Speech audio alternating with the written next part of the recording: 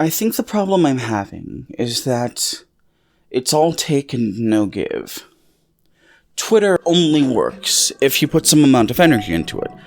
Social media in general, media in general, only works if you put some amount of energy into it, and that's fine. But when I go onto Twitter, I feel like I'm getting nothing out of it. Twitter used to be, I'm not going to say better, but it didn't used to be this shit. I grew up reading books by people like Harlan Ellison, who believed that 90% of everything is crap, but the remaining 10% is worth dying for. I'm sure if you measured by either upload time or by watch time, 90% of the views on YouTube overall are going to be AI-generated children's cartoons, or drama content, or meme uploads of the B-movie. And that's not to impugn on YouTube in general, that's just how the system works. And it's not just YouTube.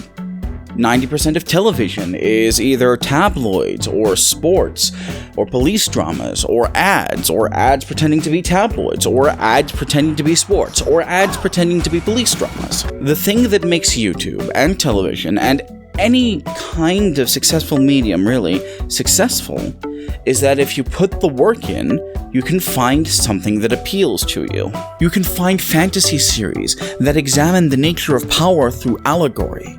You can find crime dramas that reflect real life and do not glorify the police. You can find horror that unsettles you in ways that you can't quite put your finger on. You can find commentary that appeals to your values, or failing that, commentary that you just enjoy or find entertaining. And those things might not be in the places you expect.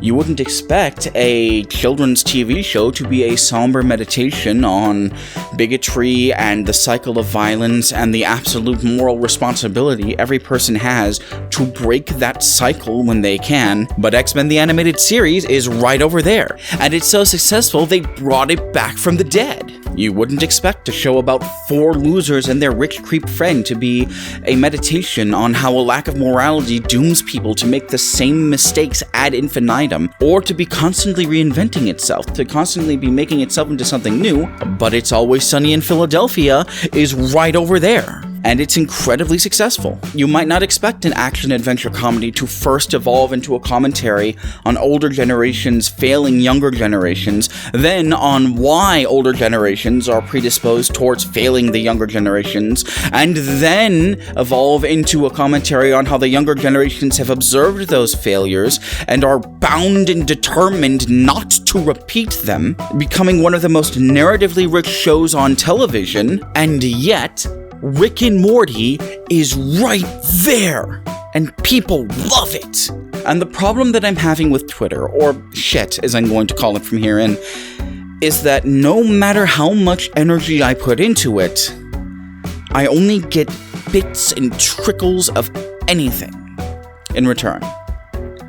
Consistently, repeatedly, logging into shit is the worst part of my day. Part of that is because shit is where I get my news about the ethnic cleansing campaign in Gaza, but most of it is because it's just such a toxic hellhole. It's no secret that Big Daddy Nazi Elon Musk has been chasing metrics to the exclusion of everything else, including but not limited to good taste, advertising dollars, and success.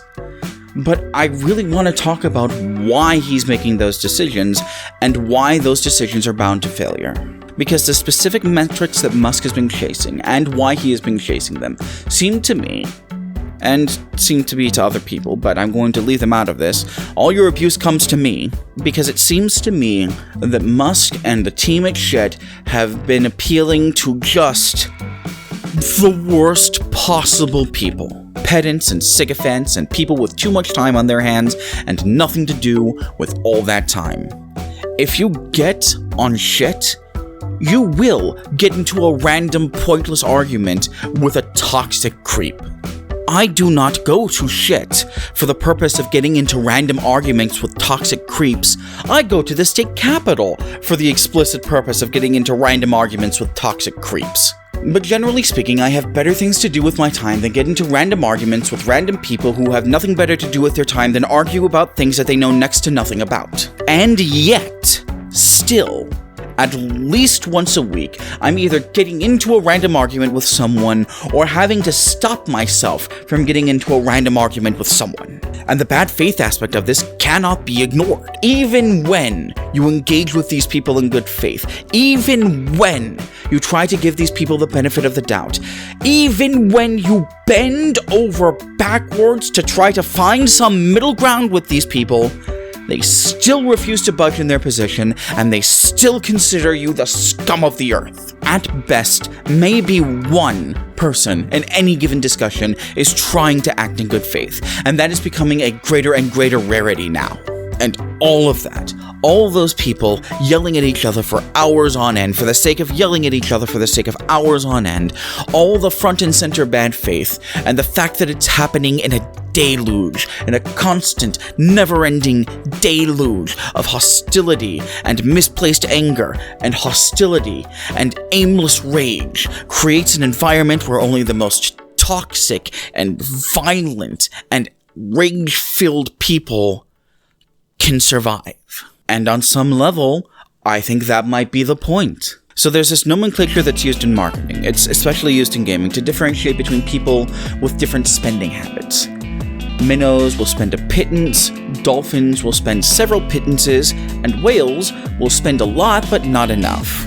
Never enough. I'm going to simplify this quite significantly, but the advice that marketers give to people who are advertising free-to-play games is that they want to appeal to the whales. It is my belief that if you want to understand what the Muskenführer is doing with Twitter, then you need to be able to conceptualize that relationship.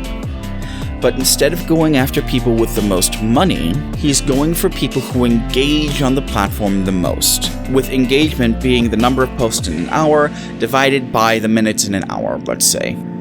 Oh fuck, I'm gonna have to qualify this. Major sidebar. The first reason is your average shit is very low effort. Here, I'll make one right now.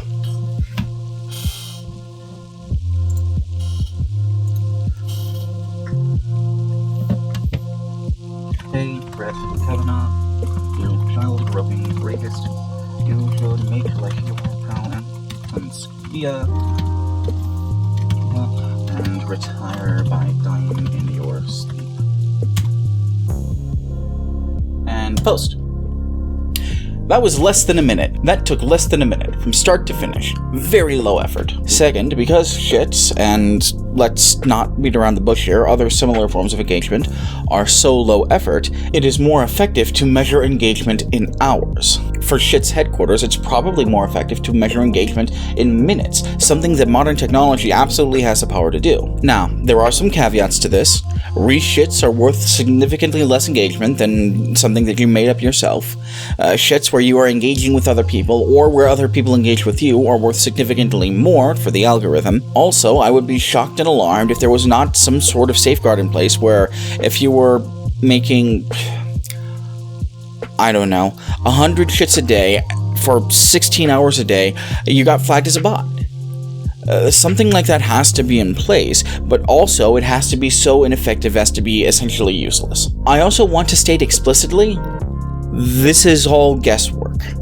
I do not have any solid facts or numbers to back up the claims that I'm making, and I wouldn't know where to find those numbers in the first place. I'm just guessing based on things that some people, including the Muskenführer, have said, and how the site is currently functioning. I would not advise you to become popular on shits, for reasons the rest of the video will cover, but if you wanted to do that, 10 posts an hour, 10 hours a day, 2 months at most, that should do it for you. And if that sounds like a lot, let me do another shits for you.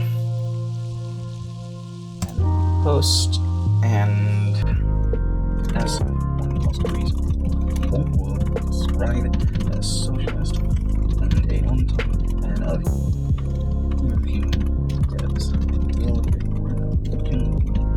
it as a snooky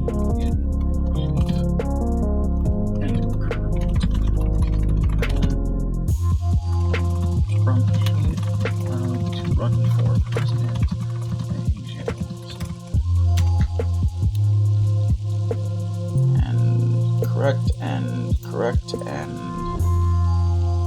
Correct, and post. Less than a minute. Less than a minute, 10 to 15 times an hour for 10 to 15 hours. It's not difficult, it's just painfully, overwhelmingly tedious. We up to speed now? Okay, so there are two major problems with this. The first is that time, unlike money, is finite. This is something that one of my favorite YouTubers, Stephanie Sterling, talks about whenever she talks about live service games, and why game companies need to stop doing them. If you have a thing that you're going to every day for a certain amount of time every day, that's not a game, that's a job. What I'm saying is that blue checks are Eric Idle in the Four Yorkshiremen sketch. I had to get up in the morning at 10 o'clock at night, half an hour before I went to bed, eat a lump of cold poison, work 29 hours a day down mill and pay mill owner for permission to come to work, and when we got home, our dad would kill us and dance about on our grave singing Hallelujah.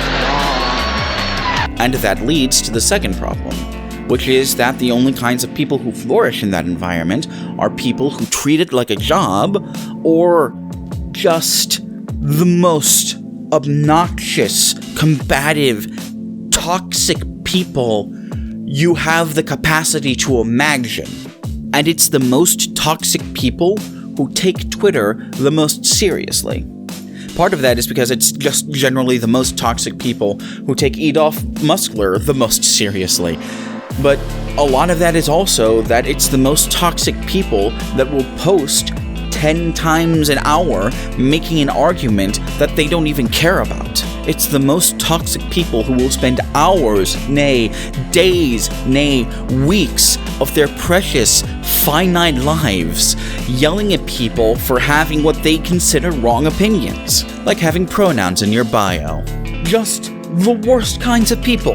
The most toxic, angry, literally hateful people. And even if you want to avoid these people, it's almost impossible because they inject themselves into any conversation they can find. I block as many of these toxic creeps as I possibly can, and it's still nearly impossible for me to keep them out of my timeline. Because there are so many of them, and because they insert themselves so forcefully, it becomes an impossible chore to keep away from them. And even the bots figure into this because they're still technically feeding into the algorithm. They're still technically participating in the website in a beneficial way. There is an intuitive response to this. A person can look at this situation, maybe try to change it and fail, and come to a very simple conclusion. This system cannot be changed. It can only be abstained from. Trying to engage with a system that only rewards you posting more is feeding into that system. It's like trying to drown out a fire with gasoline. So the people who are trying to change it, or just the people who want nothing to do with that, eventually realize that and fuck off. Then those toxic assholes, the worst people on shit, have to find some new outlet for their aggression. Some of those people are going to be other toxic assholes, but a lot of them are going to be creatives. The sort of people who do creative work on Twitter, who make videos, who make interesting posts with interesting storylines. And a lot of those people do not suffer bad faith criticism kindly, or do not appreciate being micromanaged, or just do not take criticism well. And they fuck off. And the people who got onto shit to interact with those creatives fuck off with them, which means that you no longer have about a third of the people who post constantly, you don't have creatives who post regularly, and you don't have people who post once or twice a day. You don't have the minnows, and you don't have the dolphins, and you're losing your whales. Most of the people left on Twitter are people who treat it like a job, and those same obnoxious assholes who are chasing everyone away. Oh, and bots. Just a shocking, offensive amount of bots. I'm of the mind that it's mostly the bots that are keeping Twitter afloat right now, because the number of people engaging sure isn't. And that's what focusing on the whales to the exclusion of everything else gets you. Shit, formerly Twitter, is going to fail for the same reason that 100 would-be Overwatch clones and Fortnite clones failed as well. Because they didn't recognize that their audience, that their main people were the minnows and not the whales, and they chased away the minnows. And I think I'm done with Twitter. At least as much as I can be. As someone who is a presence on social media, as someone who goes on social media to entertain people or inform people, as a job, I have to be on Twitter at least some of the time. There are individuals and there are organizations that I have to follow on Twitter because they aren't on anywhere else. But as far as engagement goes, I'm done. I see the kinds of people that are on Twitter, and I don't want those people to like the things that I make. I'm not going to tell you that you have better things to do with your time. I'm not your dad. But I will tell you that you have better, more fulfilling, more exciting ways to waste your time than spending it on Twitter. Leave it to the assholes like Ian Miles Chong and Alex Jones and Musk Daddy himself. There's nothing left. There's no value there. Just let it be. This is post-editing Ron with some post-editing goodness. This is the first real video I've made in a while. I think it's the first video I've made in, I want to say, 3, maybe 4 months. It's at least the last video I've made since the buying in video I made, which I still stand by. It's still really good, and I would suggest that you watch if you haven't. I haven't been unbusy during that time. I've been doing a lot of reading, a lot of researching. There's a incredibly large video on Zionism I'm planning on making sometime in the future. I've read somewhere around 50 books in preparation for it. The outline alone is 4 pages. This is going to be a monster of a video. Consequently, that monster of a video is not going to even be filmed for a while. If everything goes as planned, my next video is going to be a response to an article that I alluded to in the last video, the buying in video. After that, there's probably going to be a video about a zine that I picked up while looking for Zionist literature. And there's a video responding to an old MatPat video about Blue's Clues that I really want to do. So I'll probably do that sometime too. The script for that is almost done. I've also gone back to making shorts. I've hammered out all the problems I had with them before, and they are quick and easy to make now. So if you need a fix, and you don't have to watch them, they're mostly for new people, keeping the channel in the algorithm and what have you. And that's all I have to say. I'm all said out. I hope you get out there, do something important, and take care of yourselves, alright?